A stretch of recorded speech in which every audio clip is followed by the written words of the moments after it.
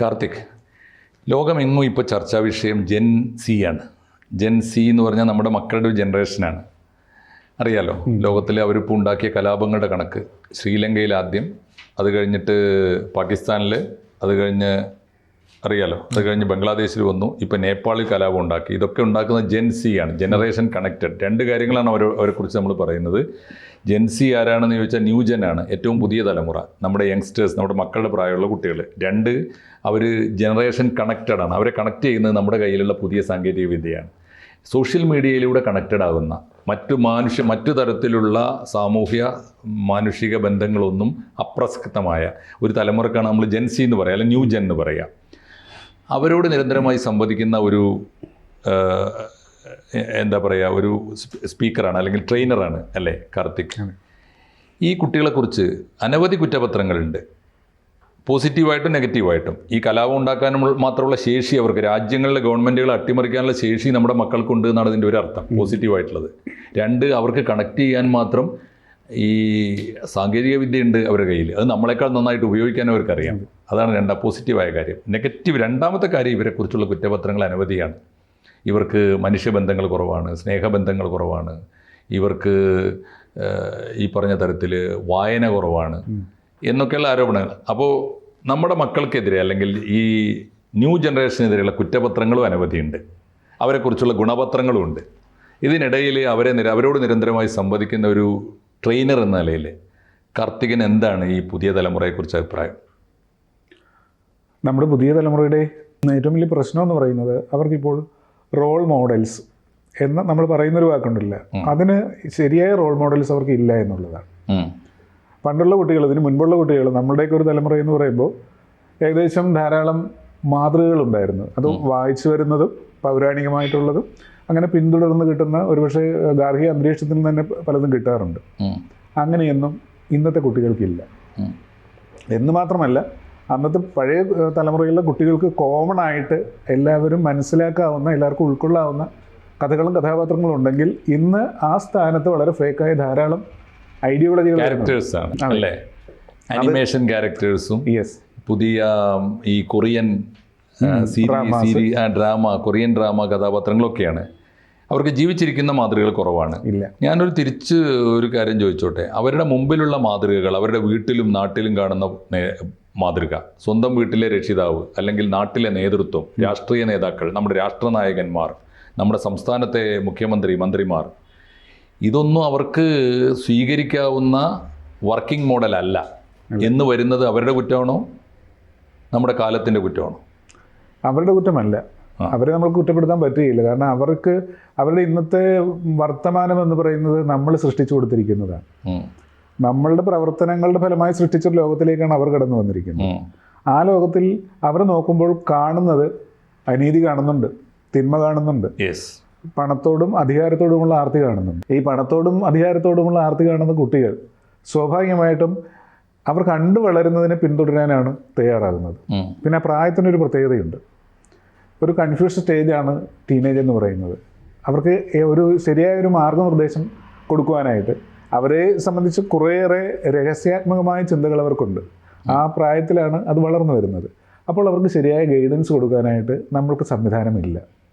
പണ്ട് കുറേയൊക്കെ ഉണ്ടായിരുന്നു. മുത്തശ്ശി കഥകളിലൂടെ പെൺകുട്ടികൾക്ക് കിട്ടുമായിരുന്നു. അതേപോലെ തന്നെ നമ്മുടെ ഒരു വീട്ടിൽ മുതിർന്നവർ, ബന്ധുക്കൾ, നാട്ടിലുള്ള മറ്റ് അയൽപക്കത്തുള്ള ആൾക്കാരോടൊക്കെ എങ്ങനെ പെരുമാറണം എന്നതിൽ നിന്നും പിന്നെ കുറേയേറെ ഡിസിപ്ലിൻഡായ കുറേ കാര്യങ്ങളുണ്ട്. അതായത് നീ മദ്യപിക്കാൻ പാടില്ല, നീ പുകവലിക്കാൻ പാടില്ല, അതൊക്കെ ചെയ്യേണ്ടത് മുതിർന്ന ആൾക്കാരാണ്. മുതിർന്ന ആൾക്കാരിൽ തന്നെ അത് ചെയ്യേണ്ടതിന് പ്രത്യേകമായ ചില സാഹചര്യങ്ങളും കാലങ്ങളുമുണ്ട് എന്നൊക്കെ അവർ പഠിച്ചിരുന്നു. പക്ഷേ ഇന്നത്തെ സാഹചര്യത്തിൽ എന്താണ് അവർ കാണുന്നത് എന്ന് പറഞ്ഞാൽ, നമ്മൾ പറയുന്നത് നമ്മുടെ മക്കൾ കേൾക്കുന്നില്ല എന്നർത്ഥം. കേൾക്കാതിരിക്കുന്നതിൻ്റെ ഒരു പ്രധാനപ്പെട്ട കാരണം അവർക്ക് കേൾക്കാനും സ്വീകരിക്കാനും മാത്രം പുതുതായി എന്തെങ്കിലും വർത്തായിട്ടുള്ള ഒന്നും നമ്മുടെ കയ്യിലില്ല എന്നുള്ളത് ഇതിന് അർത്ഥമില്ലേ? അതെ, അല്ലേ? കുടുംബ ബന്ധങ്ങളിൽ വന്ന വലിയ മാറ്റം അത് ഈ ഒരു തലമുറയിൽ വളരെ ശക്തമായിട്ട് സ്വാധീനം ചെലുത്തുന്നുണ്ട്. മിക്കവാറും വീടുകളിൽ ഒരു കുട്ടി അല്ലെങ്കിൽ 2 കുട്ടികൾ. ഈ 2 കുട്ടികളെ എങ്ങനെയാണ് പഠിപ്പിക്കുന്നത്? സാമൂഹ്യമായിട്ട് ബന്ധപ്പെടുന്ന രീതിയിലല്ല നമ്മൾ പഠിപ്പിക്കുന്നത്. മത്സരിക്കാൻ പഠിപ്പിക്കുന്നത് തന്നെ സമൂഹമായിട്ട് നേരിട്ട് മത്സരിക്കാനല്ല പഠിപ്പിക്കുന്നത്. ഉദാഹരണത്തിന് നമ്മുടെ ഇംഗ്ലീഷ് മീഡിയം സ്കൂളിൻ്റെ സംസ്കാരത്തിലേക്ക് നമ്മൾ പോയി. ഒരു സാധാരണ ഗവൺമെൻറ് സ്കൂളിൽ പഠിച്ച കുട്ടിക്കായിരിക്കുമോ സോഷ്യലൈസ് ചെയ്യാനുള്ള കഴിവ് കൂടുതൽ ഇംഗ്ലീഷ് മീഡിയം കുട്ടികൾക്കായിരിക്കും. അതെ, അത് തീർച്ചയായിട്ടും നമ്മളെ നാട്ടിൻപുറത്തെ സ്കൂളുകാർക്ക് ആണ്. പിന്നെ നാടുമായിട്ടും നാട്ടിലെ സാധാരണ ജീവിതവുമായിട്ട് ഇവർ ഇടപഴകാനുള്ള അവസരം നമ്മൾ നിഷേധിക്കുക ചെയ്യുന്നത്. ഒരു ബസ്സിൽ കയറാനുള്ള അവസരം ഇന്നത്തെ കുട്ടികൾക്കുണ്ടോ? അവരെ സ്കൂൾ ബസ്സിലാണ് കൊണ്ടുപോകുന്നത്. എങ്ങനെ മാക്സിമം കെയർ കൊടുക്കാമെന്നാണ് നമ്മൾ നോക്കുന്നത്. കെയർ കൊടുക്കും തോറും കുട്ടികൾ ദുർബലരായി മാറുകയാണ് ചെയ്യുന്നത്.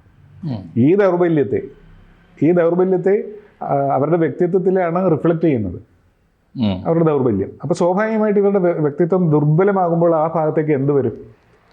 ന്യൂജൻ ദുർബലമായി എന്നാണോ കാർത്തിക് പറയുന്നത്? ഒരു സംശയമില്ല. മയക്കുമരുന്ന് എന്തുകൊണ്ട് അവരിലേക്ക് കൂടുതലായിട്ട് കടന്നു വരുന്നു? എന്തിനാണ് ഒരാൾ മയക്കുമരുന്ന് ഉപയോഗിക്കുന്നത്? മയക്കുമരുന്ന് ഉപയോഗിക്കുന്നതിൻ്റെ കാരണങ്ങൾ അവരാണോ? മയക്കുമരുന്ന് കൺസംഷൻ ചെയ്യാനുള്ള സാഹചര്യം, ആ വാക്ക് വളരെ പ്രധാനമല്ലേ? അത് അവൈലബിൾ ആക്കുന്ന ആരാണ്? അതെ, അതിന് സമൂഹത്തിന് പങ്കുണ്ട്. അതാണല്ലോ നമ്മൾ നേരത്തെ പറഞ്ഞത്. നമ്മുടെ സമൂഹം ഇന്നലെ ചെയ്ത പ്രവൃത്തികളുടെ സൃഷ്ടിയിൽ ഇന്ന് അവർ ജീവിക്കുകയാണ്. അങ്ങനെ ആകുമ്പോൾ അത്രയേറെ ഭയപ്പെടേണ്ടതുണ്ടോ? നമ്മുടെ തലമുറയിലും ഒരു ചെറിയ നിശ്ചിത ശതമാനം ആളുകൾ അന്ന് ചാരായം ഉണ്ടായിരുന്നുള്ളൂ, ഒളിച്ചെങ്കിലും കുടിച്ചിരുന്നു. അതെ, കഞ്ചാവ് അന്ന് അവൈലബിൾ ആയിട്ടുള്ളവർ സ്വകാര്യമായിട്ടെങ്കിലും കഴിച്ചിരുന്നു. മഞ്ഞ പുസ്തകം ടെക്സ്റ്റ് ബുക്കിൻ്റെ ഉള്ളിൽ വെച്ചെങ്കിലും വായിച്ചിരുന്നു. അതുകൊണ്ടൊക്കെ ആ തലമുറ നശിച്ചു പോയിട്ടില്ലെങ്കിൽ പുതിയ തലമുറയിലെ കൊച്ചു കൊച്ചു പ്രതിഭാസങ്ങൾ അവരറിഞ്ഞും അനുഭവിച്ചും അതിൻ്റെ കെടുതികൾ അറിഞ്ഞും തന്നെ അവരതിനെ കവർ ചെയ്ത് പോവില്ലേ? വിശ്വാസമില്ലേ കാർത്തികിന്? ആ ഒരു പ്രായത്തിൽ ഇവർക്ക് ഇതിൻ്റെ ഗുണദോഷവശങ്ങൾ മനസ്സിലാക്കാനുള്ള പക്വതയില്ല. തന്നെയുമല്ല, സാർ നേരത്തെ സൂചിപ്പിച്ചു, അവരുടെ കയ്യിലിരിക്കുന്ന സാധനത്തിലൂടെ ഇതെല്ലാം വന്നുകൊണ്ടിരിക്കുകയാണ്. അനിയന്ത്രിതമായിട്ടോ അനായാസമോ വരികയാണ്. അപ്പോൾ പണ്ടത്തെ നിയന്ത്രിതമായ സാഹചര്യത്തിൽ അപൂർവമായി കിട്ടുന്നതും ഇപ്പോൾ സുലഭമായി കിട്ടുന്നതും തമ്മിലുള്ളൊരു വ്യത്യാസം ഇവിടെയുണ്ട്. അതൊരു വലിയ ഫാക്ടർ. ഒരു കുറവ് കൂടി എനിക്ക് തോന്നുന്നു. ഈ പറഞ്ഞത് വളരെ ശരിയാണ്. നമ്മുടെ സനാതന മൂല്യങ്ങൾ തലമുറകളായിട്ട് നമ്മൾ ശീലിച്ചു വന്നതും പഠിച്ചു വന്ന സമൂഹത്തിൻ്റെ നന്മക്ക് ഉപകരിക്കുന്ന ധാർമ്മിക മൂല്യങ്ങൾ തീർച്ചയായിട്ടും മുതിർന്ന തലമുറയുടെ കയ്യിലുണ്ട്. അത് കുട്ടികൾക്ക് പകർന്നു കൊടുക്കണം. പക്ഷെ കൊടുക്കുമ്പോൾ നമ്മൾ പറയുന്ന അവർ കേൾക്കണമെങ്കിൽ അവരുടെ കയ്യിലുള്ള പുതിയ ഭാഷയുണ്ട്, പുതിയ ജീവിതത്തിൻ്റെ സാക്ഷരത. അതിൽ നമ്മൾ നിരക്ഷരത പാലിക്കുമ്പോൾ ഈ അച്ഛൻ എന്തറിയാം എന്ന ഒരു ചോദ്യം കൊണ്ട് ഒറ്റ ചോദ്യം കൊണ്ട് അവർ ഇരുത്തി കളയില്ലേ നമ്മളെ? പുതിയ തലമുറയുടെ സാക്ഷരത സ്വന്തമാക്കിയിട്ട് അവരോടൊപ്പം ജീവിക്കാൻ പഠിക്കണം എന്ന് എന്തുകൊണ്ടാണ് ഈ മുതിർന്ന തലമുറയ്ക്ക് തോന്നാത്തത്? ഫോർ എക്സാമ്പിൾ, എൻ്റെ കയ്യിലെ മൊബൈൽ ഫോണിനൊരു കേട് വന്നാൽ ഞാൻ എൻ്റെ ചെറിയ മോളെയാണ് വിളിക്കുക. അതിനർത്ഥം എന്താ? എന്നേക്കാൾ അവൾ എത്രയോ മുമ്പിലാണ്. ഒരു മൊബൈൽ സാക്ഷരതയുടെ കാര്യം മാത്രമല്ല ഞാൻ പറയുന്നത്. ടെക്നോളജി. എനിക്ക് കൂട്ടുകാരുണ്ടാവുക, പരമാവധി ഉണ്ടാവുക. അറിയാലോ, ഞാനിപ്പോൾ ഇത്രയൊക്കെ സഞ്ചരിക്കുമ്പോഴും ഒരു 10-100 കൂട്ടുകാരുണ്ടാവും മൊത്തം എണ്ണിയാൽ. ഇവർക്ക് ഈ സാങ്കേതിക വിദ്യയിലൂടെ 5000 കൂട്ടുകാരുണ്ട് ലോകത്തിലെ എൻ്റെ എല്ലാ കോണിലും.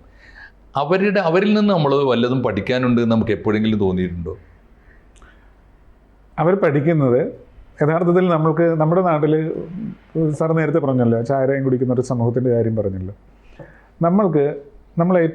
മനുഷ്യനെ ഏറ്റവും കൂടുതൽ ഇഷ്ടപ്പെടുന്ന കാര്യം അവന് ഏറ്റവും ഗുണമുള്ള കാര്യമല്ല, അവന് ഏറ്റവും ദോഷമുള്ള കാര്യമാണ്.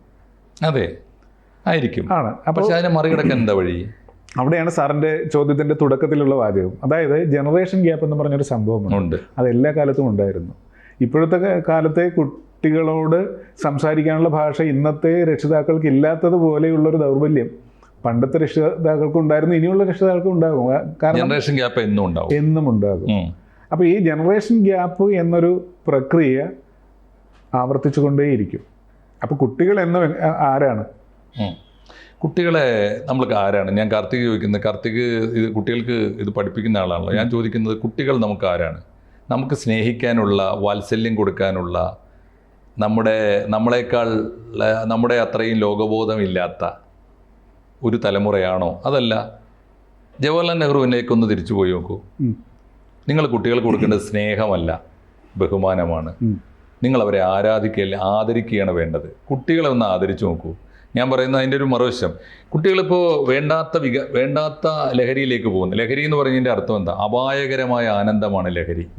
നിങ്ങൾക്ക് അതിന് പകരം അവർക്ക് ആശ്വാസകരവും ആഹ്ലാദകരവുമായ ലഹരി അവർ തന്നെ കണ്ടെത്തിക്കോളും എങ്കിൽ അത് വലിയ പരിക്കുണ്ടാക്കുമോ? ഞാൻ പറയുന്നത് ഇപ്പോൾ മൊബൈൽ ഫോൺ വലിയ മാരകമായ അപകടങ്ങൾ ഉണ്ടാക്കുന്നുണ്ട് എന്നുള്ള നമ്മുടെ വാർത്ത. നമ്മുടെ കുട്ടികൾക്ക് മൊബൈൽ ഫോണിനകത്തെ എല്ലാ അപകടങ്ങളിലൂടെയും കടന്ന് അവർക്ക് ആവശ്യമുള്ളത് ഉപയോഗിക്കാൻ പറ്റും. നമുക്ക് പറ്റുന്നുണ്ടോ? ഞാൻ ഈയിടെ നടത്തിയൊരു പഠനം എനിക്ക് ബോധ്യപ്പെട്ടത്, സൈബർ കേസുകളിൽ 83% ആരാന്നറിയോ? കുട്ടികളല്ല, 40+. 40 വയസ്സ് കഴിഞ്ഞ പ്രത്യേകിച്ച് അമ്മമാർ.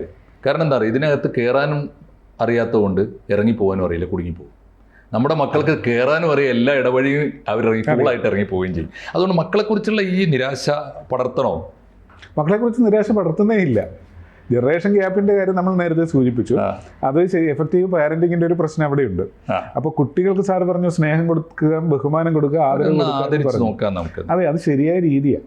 കുട്ടികളെ റെസ്പെക്ട് ചെയ്യുക എന്നുള്ളത് ശരിയായ രീതിയാണ്. പക്ഷേ നമ്മൾക്ക് അങ്ങനെ കുട്ടികളെ റെസ്പെക്ട് ചെയ്യാൻ പറ്റുന്ന ഒരു അന്തരീക്ഷത്തിലല്ല ഇപ്പോൾ വളരുന്നത്. കുട്ടികൾ വളരുന്നത് പറയാം.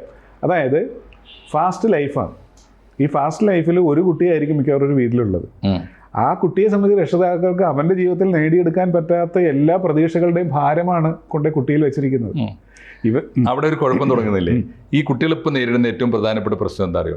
എൻ്റെയും കാർത്തികിൻ്റെയും മനസ്സിലുള്ള സ്വപ്നങ്ങളുടെ കൊട്ട മുഴുവനും നമുക്ക് നേടാൻ പറ്റാത്തത് മുഴുവൻ ഇവൻ്റെ തലയിൽ വെച്ച് കൊടുക്കും കുട്ടിയുടെ. അത് താങ്ങാനാവാതെ ഈ കുട്ടി, ഞാൻ ഈയിടെ 11 കുട്ടികളെ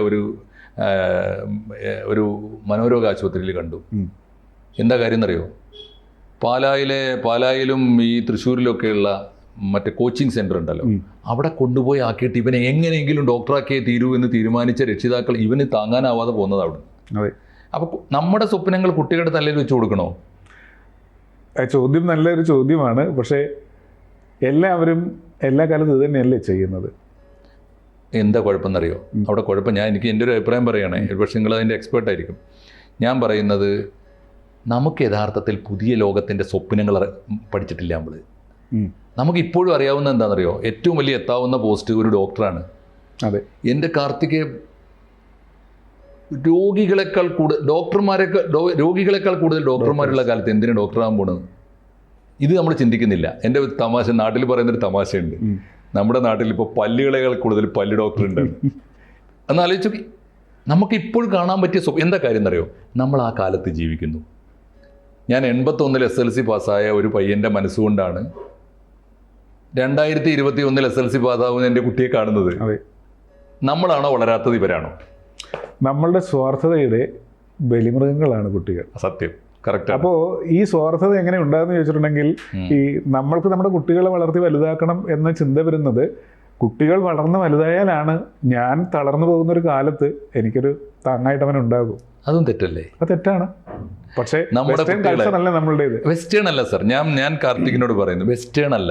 ലോകം വെസ്റ്റേൺ ഈസ്റ്റേൺ എന്നൊക്കെ തമ്മിലുള്ള ദൂരം കുറഞ്ഞു പോയല്ലോ, ഗ്ലോബൽ വില്ലേജ് ആയി. നമ്മുടെ കുട്ടികൾ ഇപ്പോൾ ഇവിടുന്ന് ഏതാണ്ട്, ഞാൻ പണ്ട് എറണാകുളം കൊച്ചി എന്നൊക്കെ പറഞ്ഞാൽ എനിക്ക് എത്രയോ ദൂരെയായിരുന്നു. ഇപ്പോൾ എൻ്റെ മോൾക്ക് രാവിലെ കയറിയിട്ട് ജോലിക്ക് പോകുന്ന ഹൈദരാബാദിലാണ്. ഞാൻ പറയുന്നത് ദൂരങ്ങൾ കുറഞ്ഞു വരിക, ഒന്നാമത്തെ കാര്യം.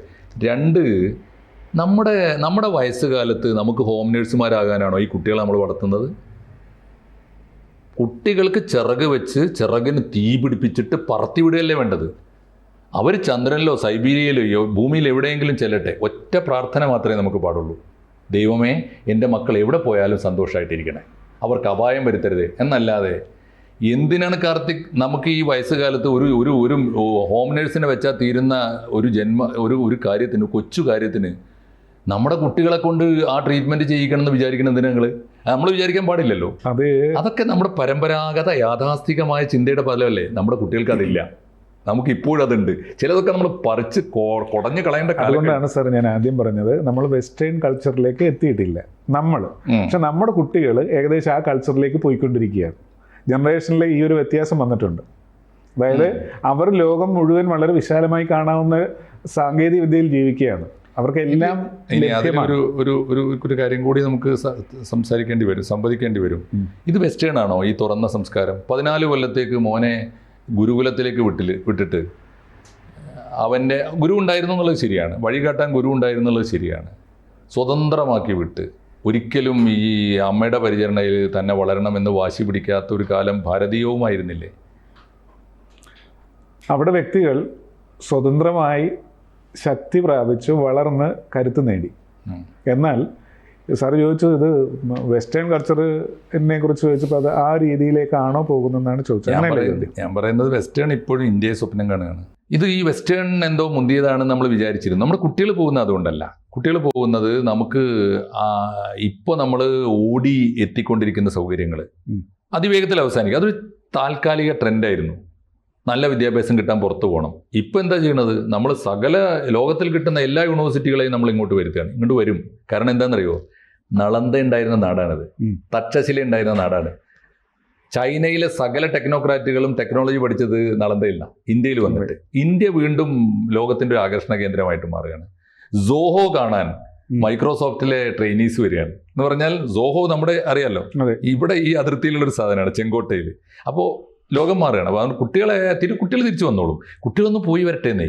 ഒരു അപ്രന്റീസ്ഷിപ്പിനോ കുട്ടികൾ തിരിച്ചു വരുമെന്ന് പറയുമ്പോൾ തന്നെ നമ്മൾക്ക് ഈ വെസ്റ്റേൺ കൾച്ചറിലുള്ള പല കാര്യങ്ങളും മോശമാണോ എന്ന് ചോദിക്കുന്നവർ തന്നെ നമ്മുടെ കുട്ടിക്ക് ഒരു കാമുകി അല്ലെങ്കിൽ ഒരു കാമുകൻ ഉണ്ടെന്നറിയുമ്പോൾ വെസ്റ്റേൺ കൾച്ചർ പോലെയല്ല നമ്മൾ അതിനോട് റിയാക്ട് ചെയ്യുന്നത്. അതൊരു മോശം കാര്യമായിട്ടാണ്. അവിടെ അതില്ലെങ്കിൽ വലിയ ബുദ്ധിമുട്ടാണെങ്കിൽ ഇവിടെ അതൊരു മോശം കാര്യമായിട്ട് കാണുന്നു. ഈ ഒരു മോശം കാര്യമായിട്ട് കാണുന്ന ആരുടെ കുഴപ്പമാണ്? അതെ അത് ഇന്നത്തെ നമ്മളുടെ പാരന്റ്സിന്റെ കുഴപ്പമാണെന്ന് തന്നെയാണ് ഞാൻ പറയുന്നത്. പക്ഷെ അങ്ങനെയുള്ള പാരന്റിങ് ഉള്ള ഒരു കൾച്ചറാണത്. ഇന്നത്തെ പാരന്റ്സ് എന്ന് പറഞ്ഞാൽ അവരുടെ കൾച്ചർ അങ്ങനെ രൂപപ്പെട്ടു പോയത്. കാർത്തികിന്റെ സേവനം ഏറ്റവും കൂടുതൽ വേണ്ടത് നമ്മുടെ മക്കൾക്കാണോ പാരന്റ്സിനാണോ? സംശയമില്ല, പാരന്റിങ് തന്നെയാണല്ലേ. കോഴ്സ് ഏറ്റവും കൂടുതൽ നടത്തുന്ന പാരന്റ്സ് അല്ലേ? അല്ല, ഏറ്റവും കൂടുതൽ പ്രശ്നങ്ങൾ ഞാൻ പഠിച്ചിട്ടുള്ളത് ഒരു കുട്ടിയെ നമ്മളെടുത്ത് കൊണ്ടുവന്ന് ആക്കുമ്പോൾ ആ കുട്ടികളിൽ അവരെ പുലർത്തുന്ന അമിത പ്രതീക്ഷയുടെ പ്രശ്നമാണിതെല്ലാം. പക്ഷെ അവരെ ശരിയായ രീതിയിൽ ഗൈഡ് ചെയ്ത് അവർ നിരന്തരം ഉപദേശം കൊടുത്ത് കണ്ടീഷൻ ചെയ്ത് അവരെ ഒരു മല കയറാൻ പറ്റാത്ത ഒരാളെ ഭാരം കെട്ടുമായിട്ട് മല കയറ്റാൻ ശ്രമിക്കുന്ന പോലെയാണ് അവർ വരുന്നത്. അവിടെ നമ്മളെടുത്ത് വരുമ്പോഴാണ് ഈ ഭാരങ്ങളെല്ലാം ഇറക്കി വെക്കുക. നിങ്ങൾ ഈ ഭാരം കൊടുക്കരുത് നമ്മൾ പറയും. അതെ, കേൾക്കാൻ ഒരാൾ വേണം. പിന്നെ ഏറ്റവും പ്രധാനപ്പെട്ടൊരു പ്രശ്നമുണ്ട്. നമ്മുടെ കുട്ടികളോട് നമ്മൾ സംസാരിക്കുന്ന ഒരു ഭാഷയുണ്ട്. ആ ഭാഷ എപ്പോഴും നീ മണ്ടനാണ്, പോഴനാണ്, പൊട്ടനാണ്, നിന്നെ കൊണ്ടൊന്നും കഴിയുകയില്ല എന്ന രീതിയിലാണ്.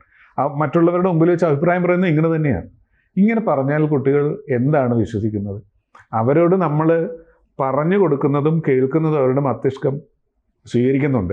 അതിലേറ്റവും പ്രധാനം നമ്മുടെ കമൻറ്റുകളില്ലേ, വളരെ നിഷ്കളങ്കമായ രീതിയിലൊരു കമൻറ്റ് പറയുകയില്ലേ, അല്ലെങ്കിൽ ഇവനോട് പറഞ്ഞിട്ട് കാര്യമില്ലെന്നൊരു കമൻറ്റ് കുട്ടിയുടെ മനസ്സിൻ്റെ സബ് മൈൻഡിലേക്ക് വളരെ ആഴത്തിൽ ചെന്ന് പതിക്കുകയാണ്. നമുക്ക് ഈ ചർച്ച തുടരാം. നമുക്ക് ഇപ്പോൾ ഈ ഘട്ടത്തിൽ ഇത് എനിക്ക് അവസാനിപ്പിക്കുമ്പോൾ എനിക്ക് പറയാൻ തോന്നുന്നത് ഇങ്ങനെയാണ്. വിയോജിപ്പുണ്ടെങ്കിൽ കാർത്തിക് പറയണം. ഞാൻ പറയുന്നത്, നമ്മുടെ കുട്ടികളോട് നമ്മളെക്കാൾ കേമന്മാരായ കുട്ടികൾക്ക് നമ്മൾ ജന്മം നൽകുന്നു.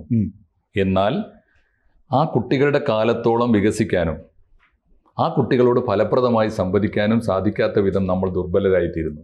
അതിന് പല കാരണങ്ങളുണ്ടാവാം. ചേർത്ത് പറഞ്ഞ് അവസാനിപ്പിച്ചോളൂ. അതായത് ആ രീതിയിൽ അവരോട് ചേർന്ന് നിൽക്കാൻ നമ്മൾക്ക് പറ്റാത്തടത്താണ് അവർ തെറ്റായ സുഹൃത്തുക്കളെ തിരഞ്ഞെടുക്കുന്നത്, മയക്കുമരുന്നിനെ തിരഞ്ഞെടുക്കുന്നത്, അതിലുള്ള സാന്ത്വനവും കൂട്ടായ്മയും അവരെ സന്തോഷിപ്പിക്കുന്നത്. ഇവിടെ ആരാണ് യഥാർത്ഥത്തിൽ കുറ്റക്കാർ?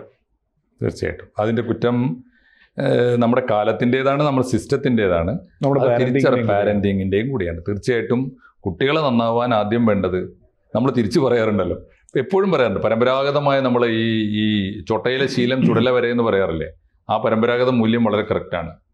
മക്കളുടെ മനസ്സിനൊപ്പം വികസിക്കാൻ നമ്മുടെ രക്ഷിതാക്കളുടെ മനസ്സിന്. അതിനൊരു ഉദാഹരണം പറഞ്ഞുതരാം. ഈ സാധാരണ നമ്മുടെ നാട്ടിൽ ഒരു കുട്ടി അവൻ്റെ അച്ഛനെ കൊണ്ടുപോയി ഈ വൃദ്ധസദനത്തിലാക്കിയാൽ അച്ഛന് വലിയ സങ്കടം തോന്നും, നമുക്കും സങ്കടം, ഇപ്പോഴും നമ്മുടെ കൾച്ചർ വെച്ച് വലിയ വിഷമം തോന്നും. പക്ഷെ ഒരു ചോദ്യമുണ്ട്, ഈ അച്ഛനെ വൃദ്ധസദനത്തിൽ കൊണ്ടേ ആക്കണമെന്നുള്ളൊരു കാഴ്ചപ്പാട് അവന് ആരാ കൊടുത്തത്? അവനെ വളർത്തി വന്ന അവൻ്റെ അച്ഛനും അമ്മയും അവൻ്റെ സൊസൈറ്റിയും കൊടുത്തതാണ്. അവന് കുട്ടിയെ കുറ്റം പറഞ്ഞിട്ട് കാര്യമില്ല. തീർച്ചയായിട്ടും നമുക്ക് ഈ വിഷയം നല്ല കൗതുകമുള്ള വിഷയമാണ്. കാർത്തികമായിട്ട് സംസാരിക്കാനും അത് നല്ല സുഖമുണ്ട്. നമുക്ക് ഇനിയും തുടരാം. നന്ദി. Thank you. കൂടുതൽ വാർത്തകളും വിശേഷങ്ങളും നിങ്ങളിലേക്ക് എത്താൻ ABC മലയാളം സബ്സ്ക്രൈബ് ചെയ്യുക, ബെൽ ബട്ടണും അമർത്തുക.